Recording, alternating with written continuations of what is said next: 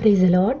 ഹെറ്റ് me lord എന്ന YouTube ചാനലിലേക്കും Facebook പേജിലേക്കും എല്ലാവർക്കും സ്വാഗതം. ഞാൻ ബെൻസി. എൻ്റെ അടുത്ത് എല്ലാവരും പറയുന്നതാണ് തേങ്ങയില്ലാത്ത നല്ല സ്പൈസി ആയിട്ടുള്ള കറികളുടെ റെസിപ്പി ഇടണേന്ന്. ഇന്നത്തെ വീഡിയോ തേങ്ങയില്ലാതെ നല്ല സ്പൈസി ആയിട്ടുള്ള ഒരു കറിയാണ്. അപ്പോൾ ആരൊക്കെ ഇങ്ങനെ ഈ കറി ഉണ്ടാക്കുന്നു എന്നറിയില്ല. ആരെങ്കിലും ഇങ്ങനെ ട്രൈ ചെയ്യുന്നുവെങ്കിൽ അതൊന്ന് കമൻ്റ് ഇടണേ. വളരെ എളുപ്പമാണ്, നല്ല ടേസ്റ്റിയാണ്. ചോറിൻ്റെ കൂടെ, ചപ്പാത്തിയുടെ കൂടെ, ദോശയുടെ കൂടെ ഒക്കെ നമുക്കിത് കഴിക്കാമേ.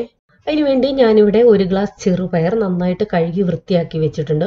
നിങ്ങൾക്ക് ഏത് പയർ വേണമെങ്കിലും എടുക്കാം. വൻപയർ, അതായത് വെള്ള കളറിലെ പയറുണ്ട്, ചുമന്ന കളറിലെ പയറുണ്ട്, ഏത് വേണമെങ്കിലും എടുക്കാം. ഇത് ഞാൻ നേരത്തെ കുതിർത്തിട്ടൊന്നുമില്ല, ഇപ്പോൾ തന്നെ കഴുകി വൃത്തിയാക്കി വെച്ചിരിക്കുന്നതാണ്. ഞാൻ പയർ കറികളൊക്കെ വെക്കാൻ നേരത്തെ കുതിർക്കാറില്ല, അന്നേരം തന്നെ കഴുകി എടുക്കാറേ ഉള്ളൂ. ഇനി നിങ്ങൾക്ക് കുതിർക്കുന്ന ശീലമുണ്ടെങ്കിൽ അങ്ങനെ ചെയ്തോളൂ, കുഴപ്പമില്ല. പിന്നെ ഇതിലേക്ക് 4 അല്ലി വെളുത്തുള്ളി ചതച്ചതും ഒരു കുഞ്ഞു കഷ്ണം ഇഞ്ചി ചതച്ചതും പിന്നെ കുറച്ച് കറിവേപ്പില കൂടി ഇടാം. ഇനി നമുക്കിത് കുക്കറിലൊന്ന് വേവിച്ചെടുക്കണം. ഞാനിതിൽ 2 ഗ്ലാസ് വെള്ളം കൂടെ ചേർത്ത് കുക്കറിലാണ് വേവിച്ചെടുക്കുന്നത്. 1/4 ഭാഗം വേവണം, മൊത്തത്തിലങ്ങ് വെന്തു പോവരുത്. അപ്പോൾ ആവശ്യത്തിന് വെള്ളം നിങ്ങളുടെ കണക്കനുസരിച്ച് വേണം. ഞാനിപ്പോൾ 2 ഗ്ലാസ് പറഞ്ഞെന്ന് കരുതി അതിൽ കൂടാം കുറയാം. എൻ്റെ കുക്കറിൽ 2 വിസിലാണ് 1/4 പരുവം വേവാനായിട്ട്. അത് കുക്കറിൽ ഡിപ്പെൻഡാണ്. അപ്പോൾ അത് അഡ്ജസ്റ്റ് ചെയ്ത് നിങ്ങൾ അഡ്ജസ്റ്റ് ചെയ്തോണേ കുക്കറിൻ്റെ വിസിൽ. അപ്പോൾ ഇതൊന്ന് വേവിച്ചെടുക്കട്ടെ. പയർ വെന്തു. ഇനി നമുക്കതിൻ്റെ മസാല റെഡിയാക്കണം. ഒരു പാത്രം വെച്ച ശേഷം അതിലേക്ക് 2 ടേബിൾ സ്പൂൺ എണ്ണ ഒഴിച്ചു കൊടുക്കാം. ഏത് എണ്ണ വേണേലും നിങ്ങൾക്ക് യൂസ് ചെയ്യാം. അതിനുശേഷം എണ്ണ ചൂടായിട്ട് 1/2 ടീസ്പൂൺ കടുകും 1/2 ടീസ്പൂൺ ജീരകവും ഇട്ട് അതൊന്ന് പൊട്ടണം.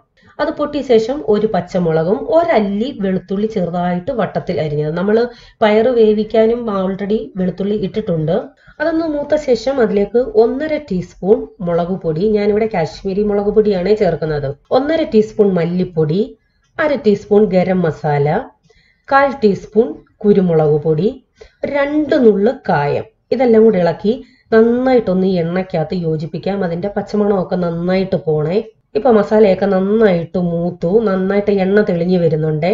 ഇനി ഇതിലേക്ക് ഒരു വലിയ സവോള ഇങ്ങനെ ചെറുതായിട്ട് നുറുക്കിയിട്ട് ഒന്ന് വഴറ്റണം. ആവശ്യത്തിന് ലേശം ഉപ്പിട്ട് കൊടുക്കാം, പെട്ടെന്ന് വയളാൻ വേണ്ടിയാണേ.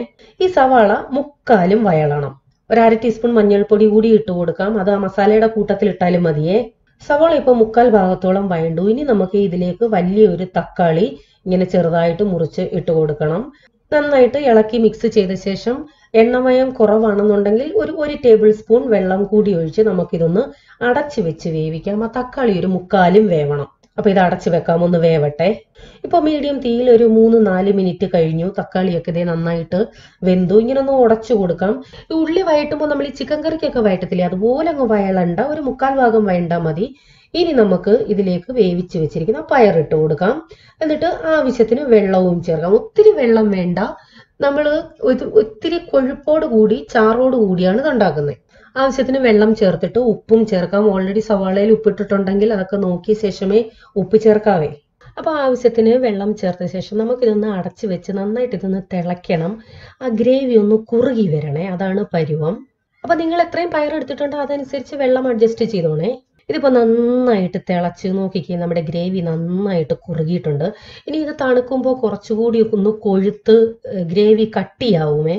അപ്പോൾ അതനുസരിച്ച് ഓഫ് ചെയ്യണം. ഞാനിപ്പോൾ ഈ പരുവത്തിൽ ഓഫ് ചെയ്യുക. നല്ല കറക്റ്റ് പരുവമായിട്ടുണ്ട്. ഇനി നമുക്ക് സെപ്പറേറ്റ് കടു താളിക്കൊന്നും വേണ്ട, ഓൾറെഡി നമ്മൾ ഇതെല്ലാം ചെയ്താണല്ലോ വെച്ചത്. വേണമെന്നുണ്ടെങ്കിൽ മുകളിൽ കറിവേപ്പില ഇടാം. നല്ല ടേസ്റ്റി ആയിട്ടുള്ള ഒരു കറിയാണ്. നിങ്ങൾ ഒരു പ്രാവശ്യമെങ്കിലും ഇതൊന്ന് ട്രൈ ചെയ്ത് നോക്കണം. തേങ്ങ ഇല്ലെന്നും പറഞ്ഞ് ടേസ്റ്റ് കുറവൊന്നുമില്ല കേട്ടോ. അപ്പോൾ ഇത് ട്രൈ ചെയ്തിട്ട് എല്ലാവരും അഭിപ്രായം അറിയിക്കണം. വീണ്ടും പുതിയ വീഡിയോയുമായി ഉടൻ വരാം. Till then bye. God bless you.